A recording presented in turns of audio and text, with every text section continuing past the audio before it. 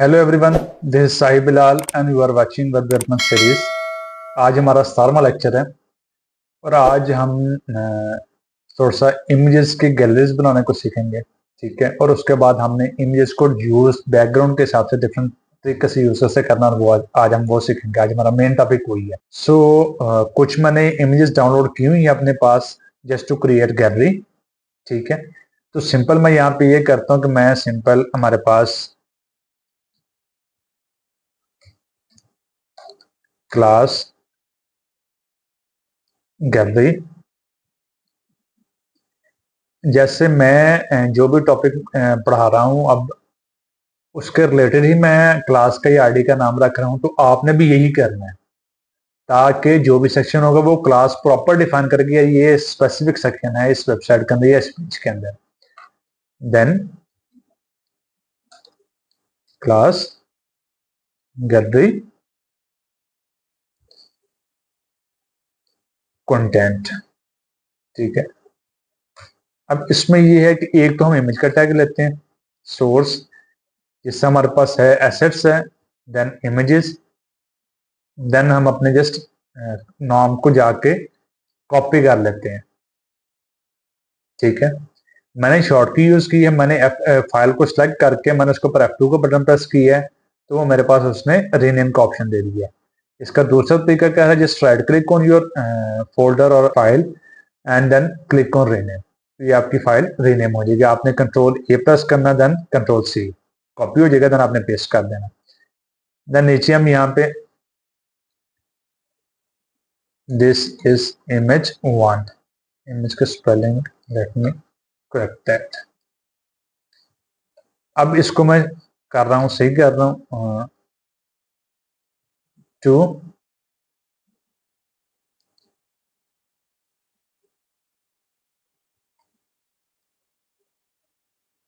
Free free हमारे पास देखेंगे तो मैंने जो सारे एक्सटेंशन का नाम मिलते थे, जस्ट मैंने गैलरी वन का गैल वन, गैल टू, गैल थ्री एंड गैल फोर ये टैग में ही लिए हैं। तो आपने भी ये प्रॉपर याद रखना है कि आपकी जो एक्सटेंशन है वो प्रॉपर मैच कर रही है कि नहीं कर रही है। गैलरी फोर, अब जस्ट सिंपल ये है कि हमने यहाँ पे इसको चेक किया, ये हमारे पास चार इमेजेस शो हो गए हैं, रॉफ स्ट्रक्चर फॉर्मेट शो हो गया है गैलरी का।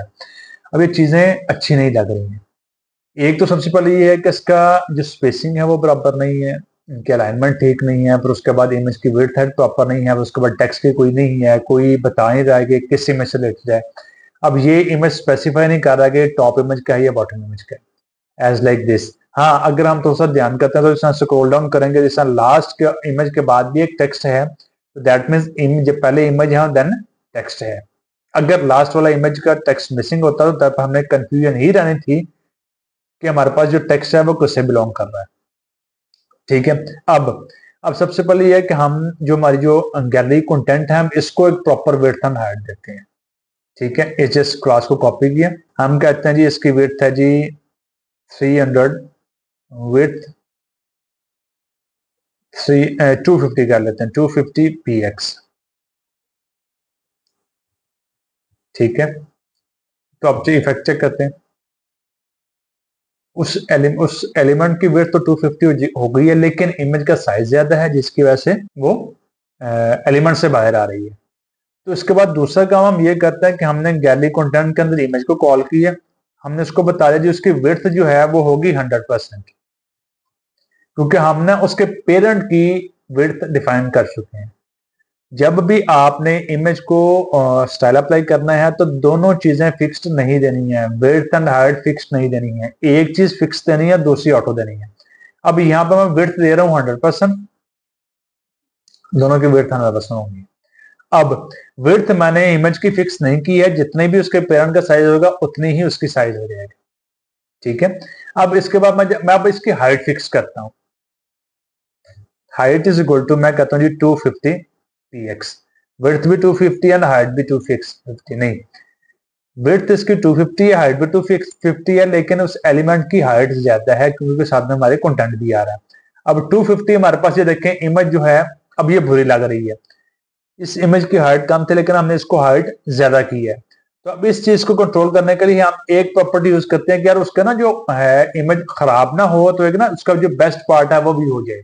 तो उसके लिए हम ऑब्जेक्ट फिट यूज करते हैं। ठीक है, तो उसके लिए सिंपल ये है कि ऑब्जेक्ट फिट हम कहते हैं जी कवर।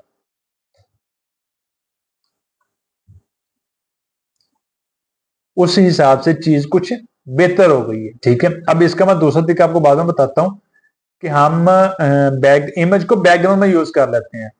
ठीक है, जिसकी वजह से फिर हमारा ना वो डिप को विड्थ एंड हाइट देते हैं और इमेज को बैकग्राउंड में यूज कर लेते हैं।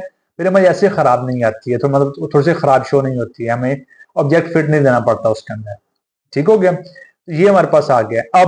अब उसके साथ ये है कि अब हमने उसको कंटेंट को बताना है कि कंटेंट ये इस इमेज से बिलोंग कर रहा है, तो उसके लिए हमने पैडिंग यूज करनी है, सॉरी बॉर्डर यूज करना है। तो गैलरी कंटेंट के अंदर हमने बॉर्डर्स को दे दिया border 1px solid and black. ठीक हो गया, अब ये आ गया। अब ये है कि दोनों डिव्स के दरमियान में स्पेसिंग नहीं है। ठीक है, स्पेसिंग नहीं है। अब मैं ये कहता हूं कि मैं ना पहले डिव को इनसाइड स्पेस देता हूं फिर आउटसाइड से स्पेस देता हूं। तो इनसाइड के लिए हमारे पास पैडिंग है, padding is equal to 10px only. Outside से हम करते हैं जी मार्जिन, मार्जिन हम जस्ट बॉटम से देते हैं क्योंकि बॉटम से चीज खराब हो रही है हमारी। 15px। अगर हम राइट लेफ्ट से देते हैं टॉप और बॉटम से और थोड़ा सा नीचे मूव हो जाना था। अब अब हमने इसको थोड़ा सा मजीद बेहतर करना है, तो हम सिंपल पैराग्राफ को पकड़ते हैं। इसका सबसे पहले तो हम इसका जो है बॉर्डर है वो खत्म करते हैं। ठीक है, पी इसका हम सॉरी मार्जिन खत्म करते हैं 0px। ठीक है, अब उसके बाद हम इसको कहते हैं ये टेक्स्ट लाइन इसकी आ जाए सेंटर के अंदर। चीजों को हमने थोड़ा सा खूबसूरत करना ताकि चीज बेहतर हो जाए। हाँ, अब ये कि अपना बॉटम से इसके पास स्पेस है लेकिन टॉप से स्पेस नहीं है। बॉटम से इसके पास 10px स्पेस है, क्यों? क्योंकि हमने पैडिंग दी हुई है डिप को। तो हम इसको सिर्फ ये कहते हैं कि जी मार्जिन होगा डी टॉप से 10px होगा। अब ऐसे भी अप्लाई कर सकते हैं, आपने पहले मार्जिन 0 कर दिया, देन मार्जिन टॉप 10px के ऊपर पहले चारों साइडों से 0 कर लिया आपने, फिर उसके बाद आपने जस्ट एक साइड का डिफाइन करके आपने प्रीवियस को खत्म कर दिया कि आपने margin top bottom left and right को 0 कर दिया। फिर उसके बाद जैसे आपने टॉप का बता दिया, दैट मीन जस्ट टॉप पे वैल्यू जाएगी, बाकी सब पे सिफर अप्लाई होगा। ये हमारे पास अब आ गई है। अब इसके लिए हम थोड़े से इनके कॉर्नर्स को कवर का फॉर्मेट के अंदर कह रहा थोड़ा सा इसको ना, वो कहते हैं यार गोलाई के अंदर सर्कल फॉर्मेट के अंदर आ जाए डिव को, जिसको हमने दी है बॉर्डर दी है। उसके लिए हमारे पास प्रॉपर्टी है बॉर्डर रेडियस की। सो सिंबल हम कहते हैं 10px। अब आप खुद ही देखें कि अभी मैं स्टाइल एक दफा सारा खत्म कर रहा हूं, चीज ऐसे खूबसूरत लग रही थी या ऐसे खूबसूरत लग रही है।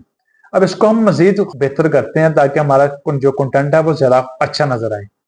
ठीक है, अब हम कहते हैं जी हमारा ये टेक्स्ट एक लाइन के अंदर शो होना चाहिए। तो सिंपल एक तो हमारे पास हल ये है कि हम इसको फ्लोट लेफ्ट कर दें सिंपल। ठीक है, चले फ्लोट लेफ्ट करके देख लेते हैं।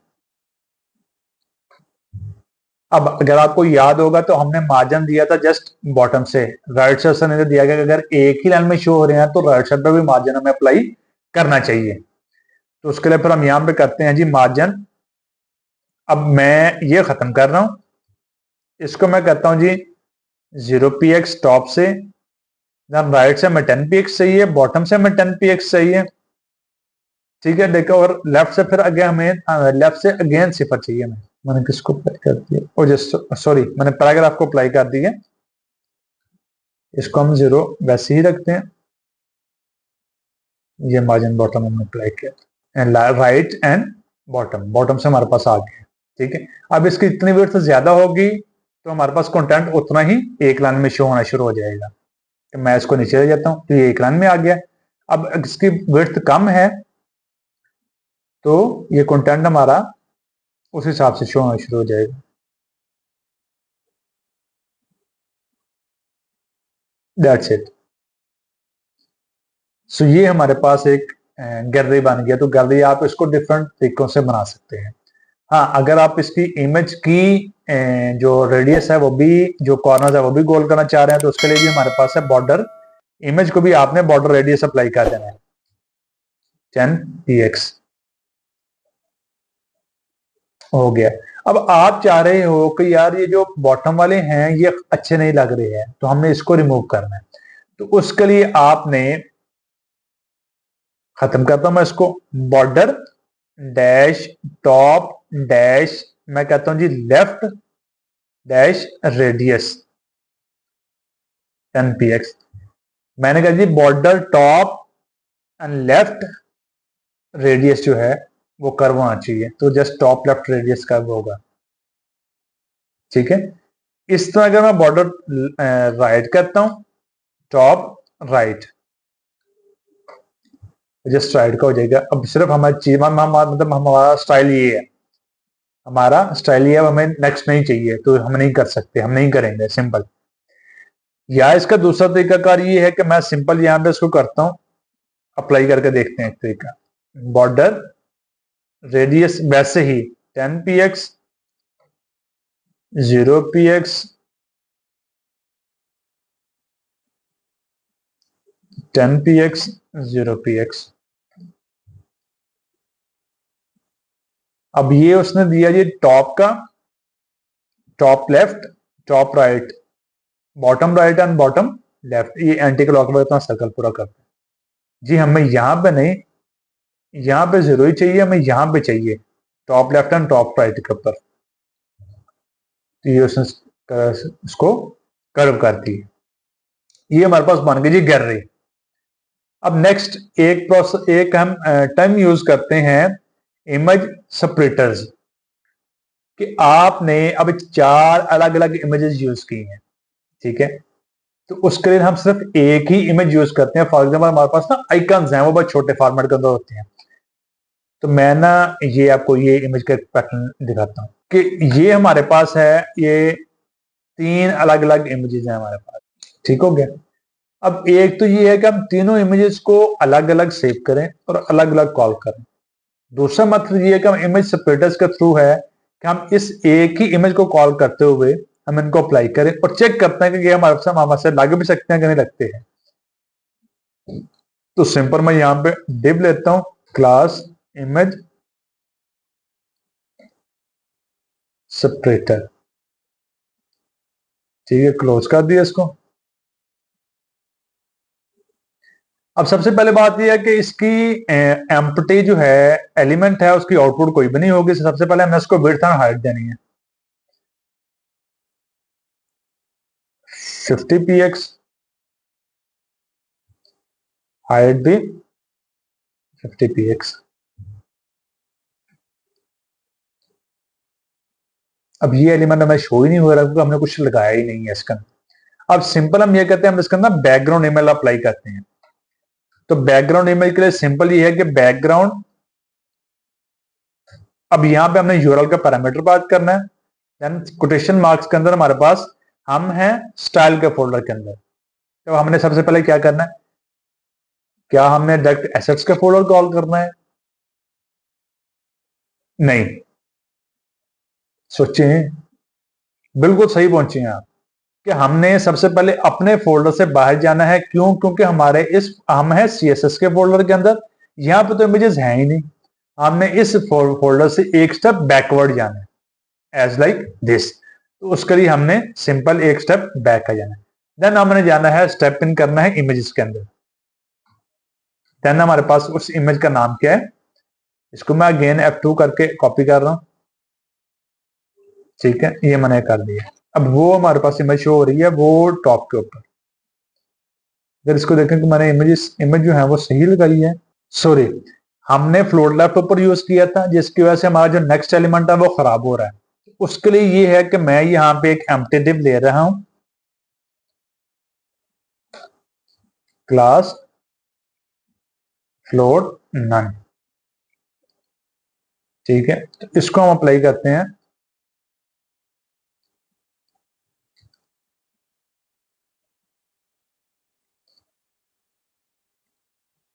अब चेक करते हैं हमारा इफेक्ट सही होता है कि नहीं होता। नहीं हुआ सही। हम इस एलिमेंट को मूव करते हैं इसके एलिमेंट के अंदर जिनको हमने फ्लोट लेफ्ट दिया हुआ है। अब फ्लोट वाला जो हमारा मसला चल रहा था उसको हमने खत्म कर सॉरी हमने यूज किया था फ्लोट नन। ये गलत प्रॉपर्टी। इसके लिए हमने यूज करना है क्लियर बोथ के फ्लोट राइट है या फ्लोट लेफ्ट है, दोनों को हमने क्लियर करना है इससे। तो इससे क्या होगा कि हमारी ये प्रॉपर्टी क्लियर हो गई है। अब यहाँ पे आप देखेंगे ये जो घर है ये खत्म हो रहा है। मैं पहले इसकी ना विड्थ इंक्रीज करता हूँ ताकि मैं आपको दिखा दूं। ठीक है, ये खत्म हो रही है यहाँ पे पिक्चर, यार दोबारा रिपीट हो रही है, बॉटम में रिपीट हो रही है। तो उसके लिए हमने प्रॉपर्टी क्या पढ़ी थी, याद करें। बिल्कुल सही पहुंचे हैं, बैकग्राउंड रिपीट नो रिपीट। ठीक है, अब ऐसी ही चीजें हमने अपनी रिवाइज करते आना, चीजें हमें याद होती जानी है। ठीक है, इसको अलग से रट्टा लगाने की याद करने की कोई जरूरत नहीं है। ठीक है, अप्लाई करेंगे, नहीं याद आता गूगल से सर्च कर लें, नो वरीज। ऐसा ऐसा चीजें वैसे ही आपको याद हो जाएंगी, मतलब ये प्रैक्टिस मांगती है आपकी। ठीक है, अब ये देखें कि मैं इसकी अब अगर मैं कंप्लीट जो इमेज है वो देखना चाह रहा हूं तो उसके लिए फिर हमारे पास प्रॉपर्टी है background size cover. Sorry contain करता हूं तो मेरे पास सारी इमेज आएगी, मैं कवर करता हूं मेरे पास एक इमेज आती है। उसने सॉरी नहीं कवर किया है कि अपने सेक्शन के साथ उसने कवर कर दिया। ठीक है, तो मैं उसको बैकग्राउंड साइज कवर कर लेता हूं।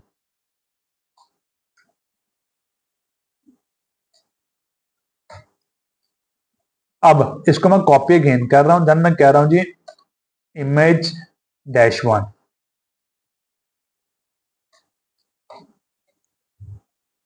अब यहां पे सॉरी कंटेन लिखा गया,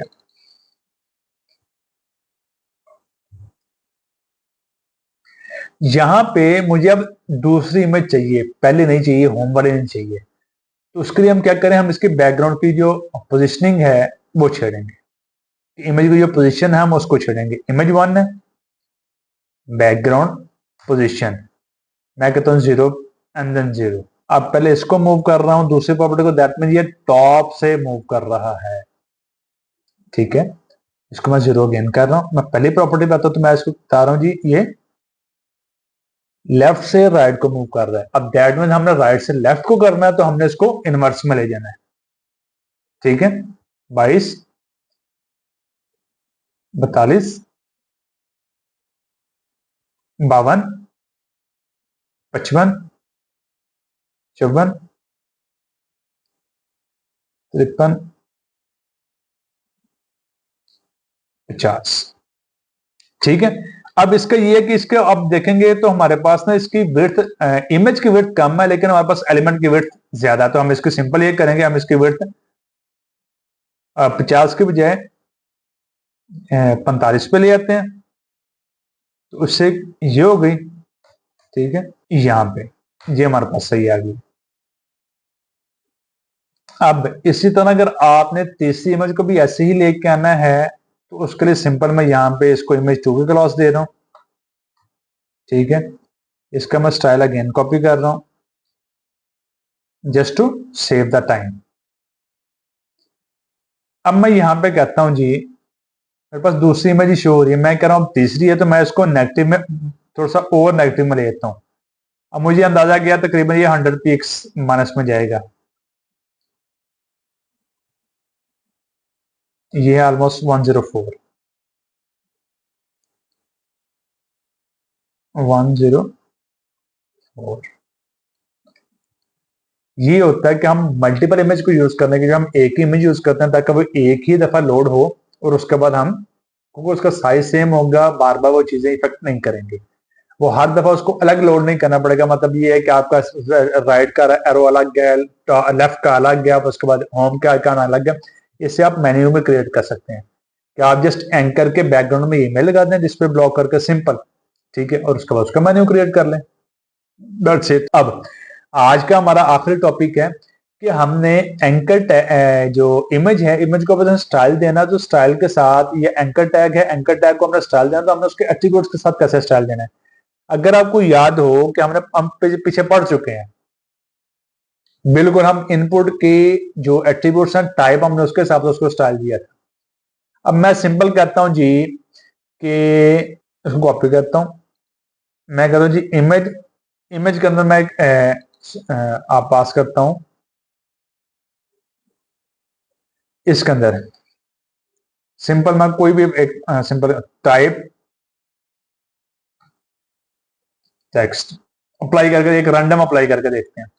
मैंने सिंपल इमेज के टैग को अप्लाई किया, टैग को कॉल किया, brackets, array brackets, then type is equal to, ठीक है, टेक्स्ट,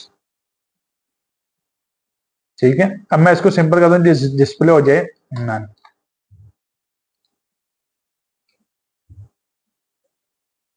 खत्म हो गई, टेक्स्ट ऊपर चला गया। ऐसे ही आप कोई भी स्पेसिफिक अपना एट्रीब्यूट कस्टम भी पास कर सकते हैं जो एग्जिस्ट नहीं कर रहा। आप ABCXYZ कुछ भी पास कर दें, चल जाएगा, दैट्स इट। अब ये आप ऐसे भी पास कर सकते हैं। अब ये है कि हमारे एट्रीब्यूट जो पास किए हैं वो हमारी रिपीट हो गई हैं। अब इसमें बॉर्डर रेडियस हमने रिपीट की है, इमेज के टैग को मैंने कॉल किया अगेन, तो उसके बाद मार्जिन एंड पैडिंग रिपीट की है, ठीक है। उसके बाद फ्लोट को रिपीट किया है, एंड आई थिंक फ्लोट जो फ्लोट है वो उसकी जो क्लियर वो थी, वो प्रॉपर्टी वो पिछले बार आ गई थी, वो हमारी अब अपडेट हो गई है। अब इसमें हमने अब इमेज स्प्लिटर्स के नाम से एक न्यू प्रॉपर्टी पढ़ ली है। तो ये हमारा आज का लेक्चर था। तो that's it for today. Thank you so much. Allah Hafiz.